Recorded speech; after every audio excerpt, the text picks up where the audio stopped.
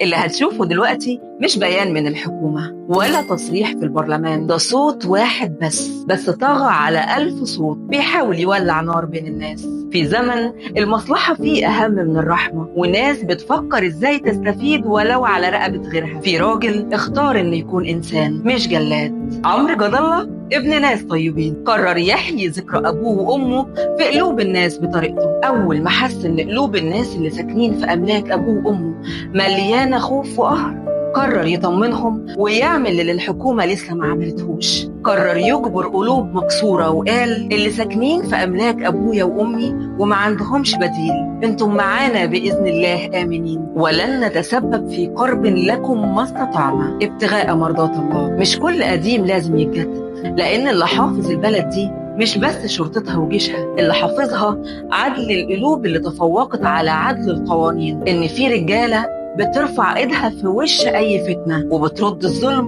من غير ما ترفع صوتها. ممكن القانون يكون معاك، لكن الاخلاق عمرها ما كانت بند في عقد، انما هي اهم عقد بينك وبين ربك. انا ايمان حكيم، وده كلام من القلب.